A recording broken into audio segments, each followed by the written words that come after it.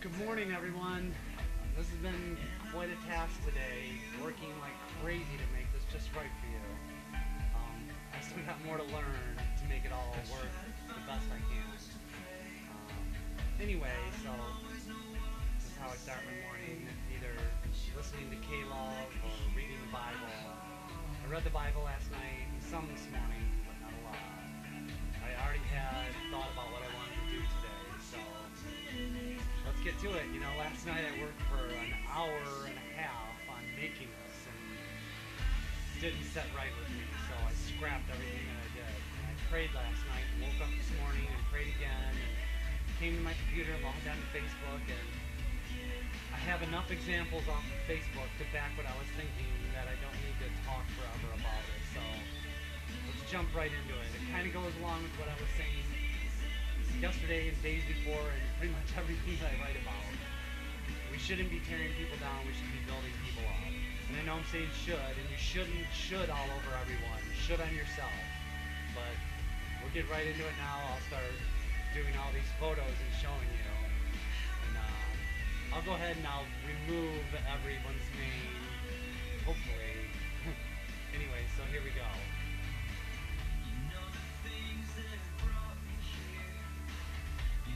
When I woke up this morning, this was the first post that I read.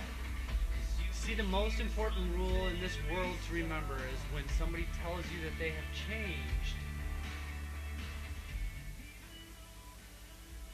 never believe it, because people don't change. They just make a conscious decision to not repeat the same stupid choices they've made in the past.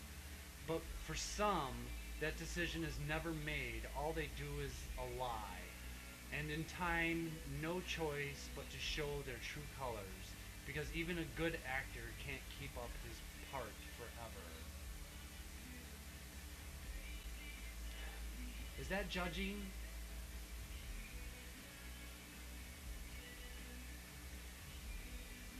Then the second post that I read.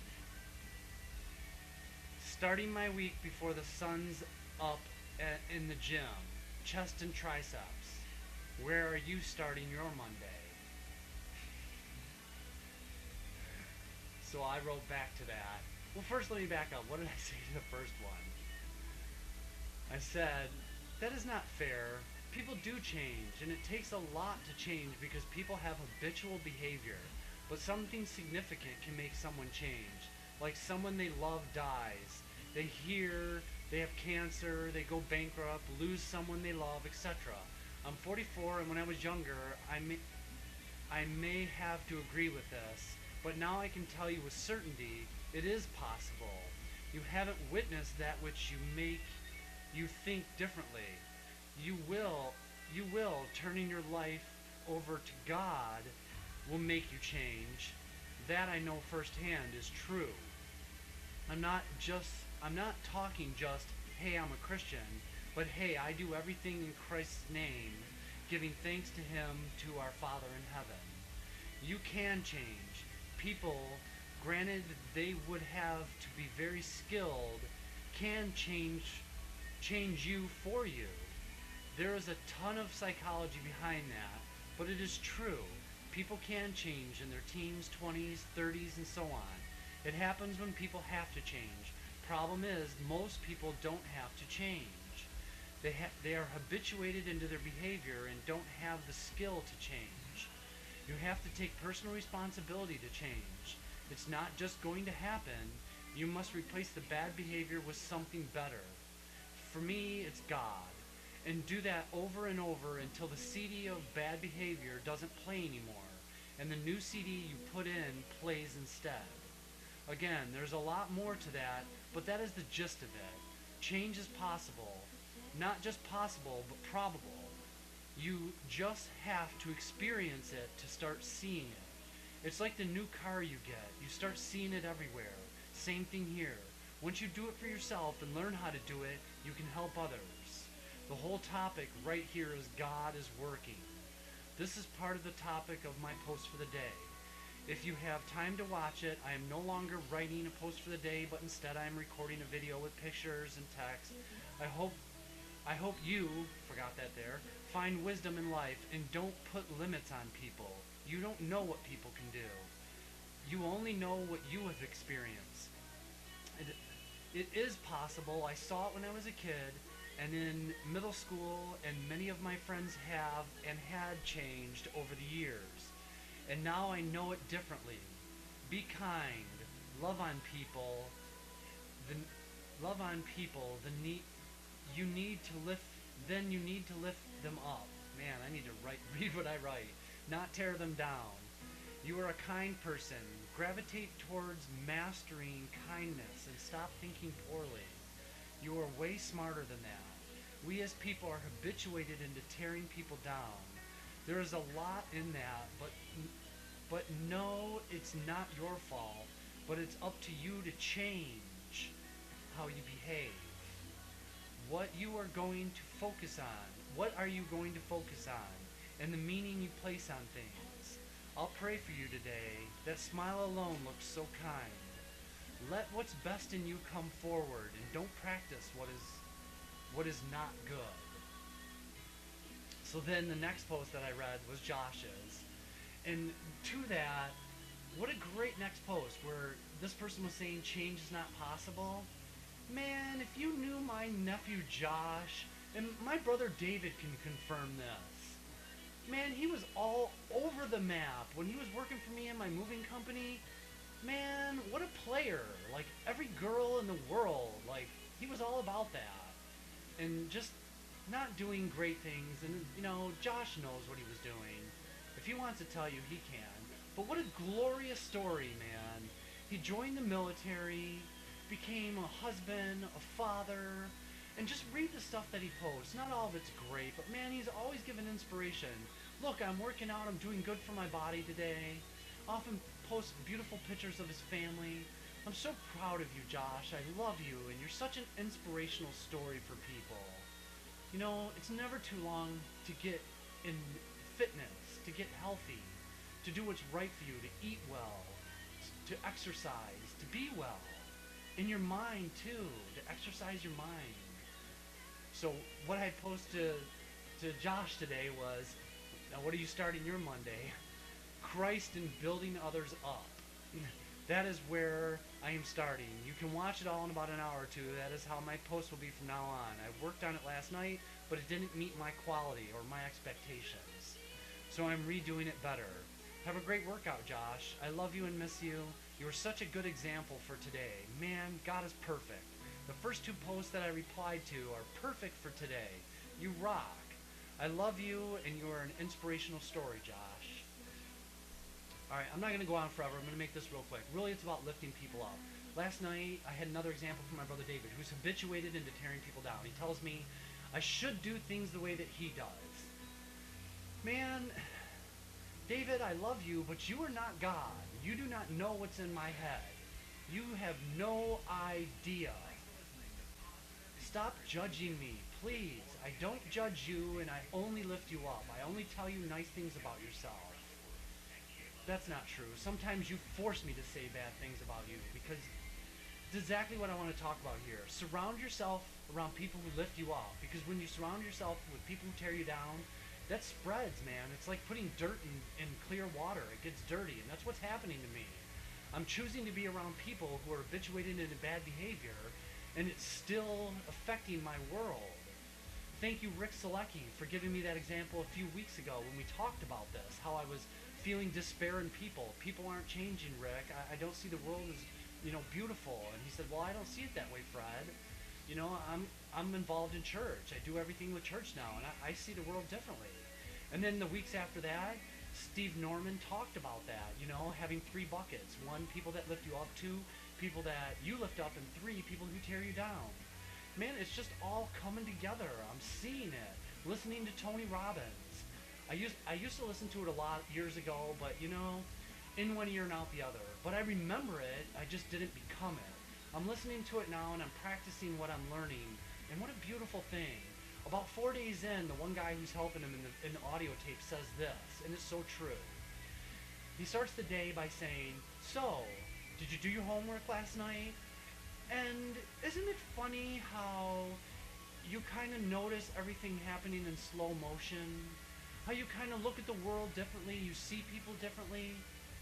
Man, that is so true. Just like when you buy a car or you have a coat, anything that you acquire, that you have in your person, that you know well, you will notice in others.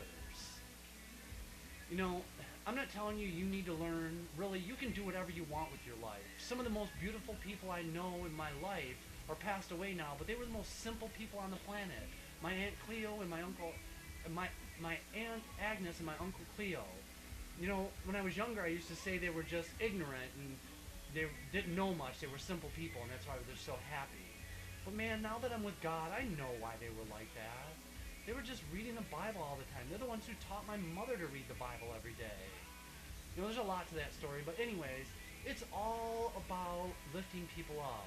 Yesterday at church, another example, Steve Norman gave a good sermon about people overcoming adversity, focused mostly on Peyton Manning and his broken neck, and now he was playing in the Super Bowl. But you know, yesterday when I was watching the Super Bowl, they talked about the other quarterback and said that people used to tell him he was never going to amount to anything, he would never succeed, he was too small, not strong enough, blah, blah, blah, blah, blah. And look at him now. He won the Super Bowl. He won it. In fact, he put a whooping on Peyton Manning. Just don't judge people. When I went to church yesterday, after that, I went to the study group I'm going to because I wanted to contribute. Not because I need to know the reason for God, but that's the name of the program. They started talking about, they played this video, and first off, the man that is doing the video, he's really, really smart, and he's using his psychology to frame the people that are answering the questions, and I don't find a lot of value in it. I appreciate it because all things help, but I think it could have been done much better. The guy asks loaded questions. Why is there not God? And then gives a supposition about an event. Say if it was this and this and this and this and this and this and this, and now how do you feel about that? And then the people respond, and they only respond to what he says. You know, that man may be smart, but not smart enough.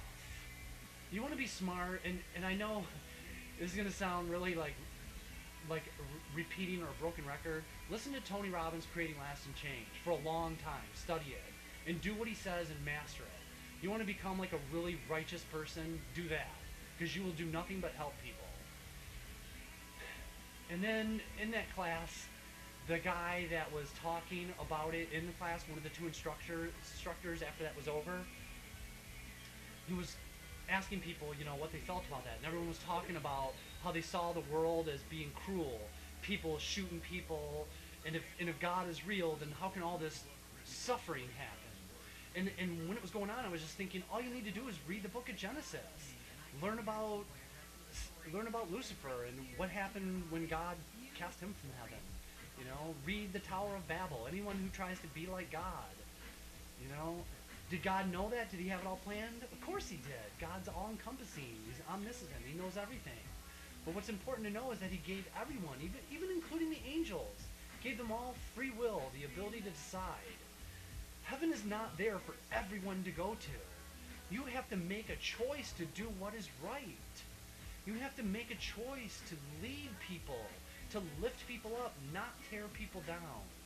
So anyways, when he was asking all those questions, I wanted to say that. I wanted to say, hey, I know the answer. But then he said, towards the end, we only got one more question left, asked somebody else, then told me, Frederick, we can't take your question right now. We need to move on to the next topic. You know, that would have hurt my feelings like in the past, but you know what, and been a little embarrassing. I so didn't focus on that. I was just like, okay, it's meant to be. There's better meaning in this. It's exactly what I said. There's got to be a better meaning to this. So then he talked for a little bit and then said, let's move on to the next chapter. And the next chapter was basically him talking, and it was a continuation of what was just said anyways. And he basically says, hey, the answer's in Genesis, in the book of Genesis. And Lucifer, and Adam and Eve, free will, free choice, everything I was thinking, he then said. There was no need for me to say anything. It was coming anyways.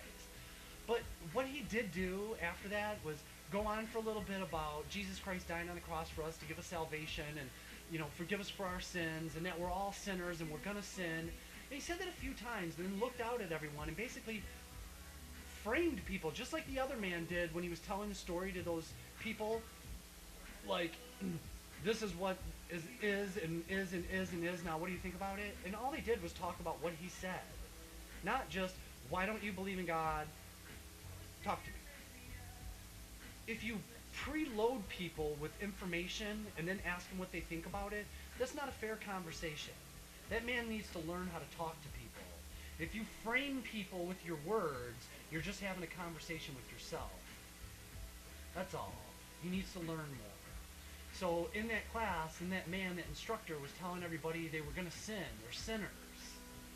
Again, that's judging people. How do you know? One of those people in that class might just come in that minute and have an epiphany. Everything's for God, and be righteous for the rest of their life and never sin again and lead a whole bunch of people to hope and salvation.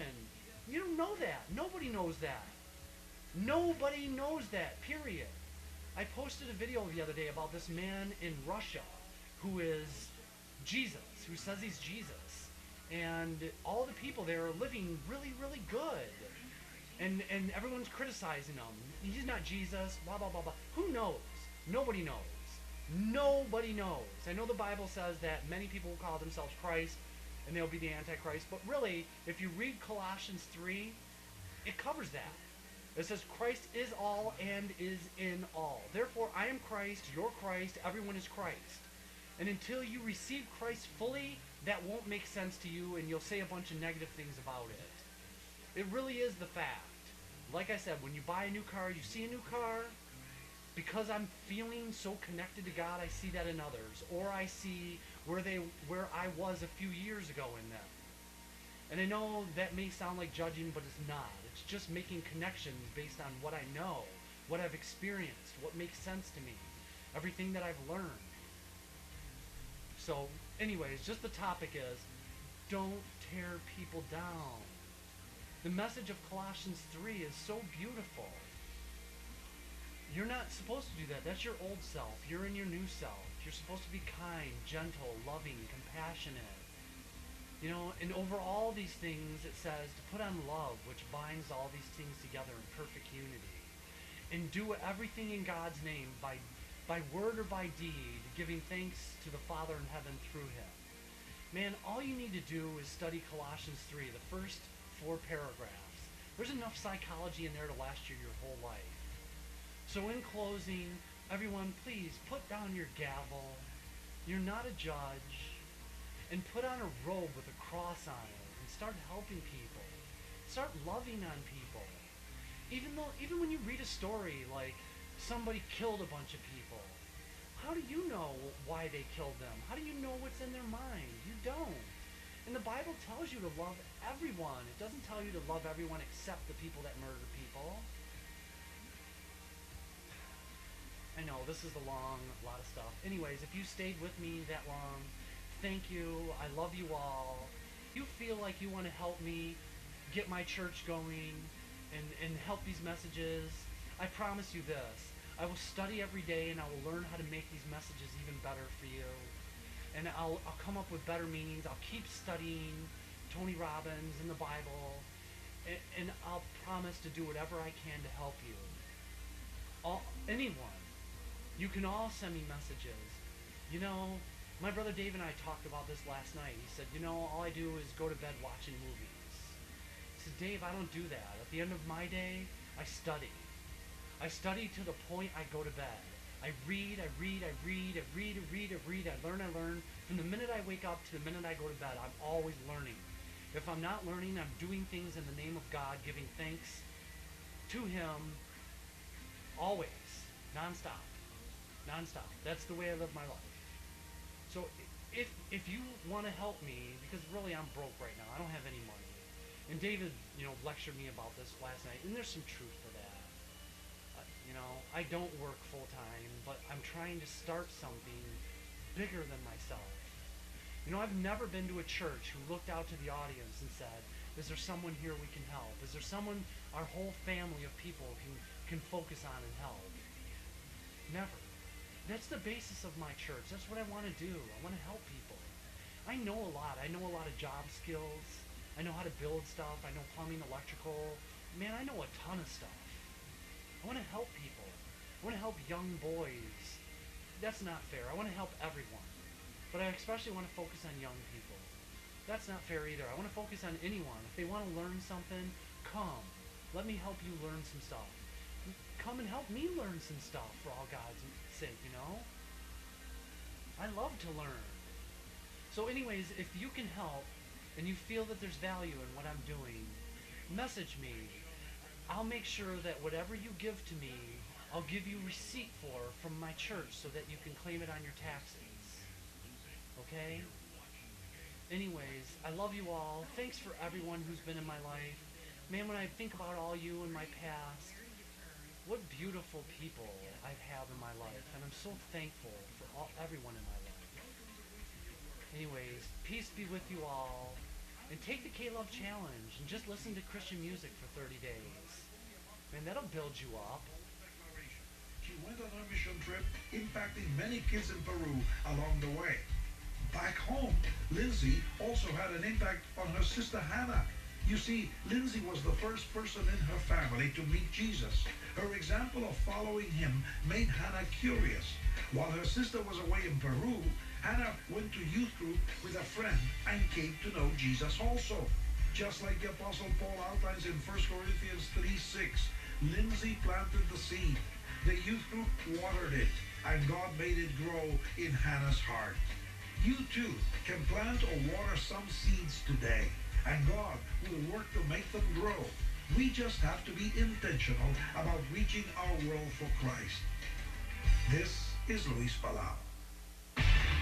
Super Bowl and storms in the news with Amy. Yeah. Messages like that keep coming over K-Love all day long.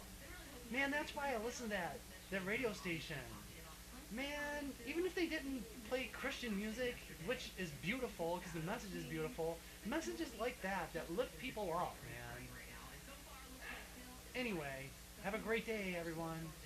Spread love, not hate.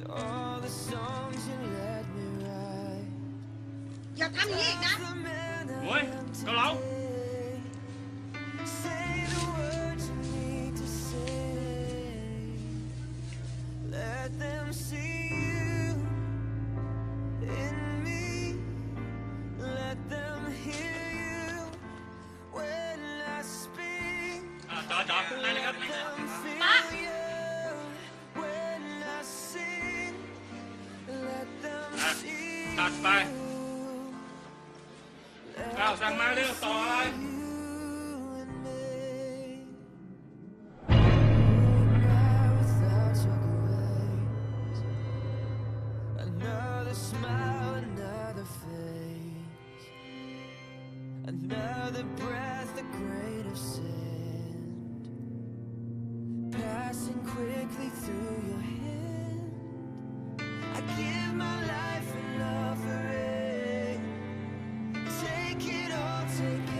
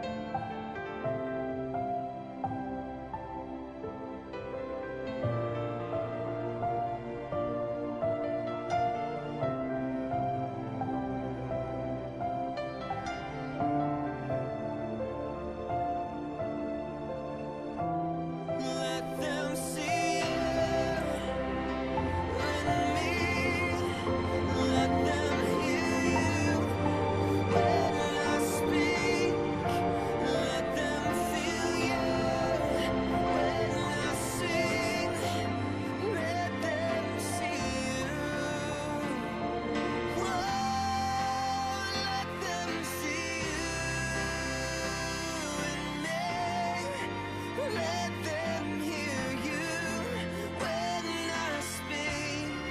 Let them feel you when I sing. Let them see you. Just let them see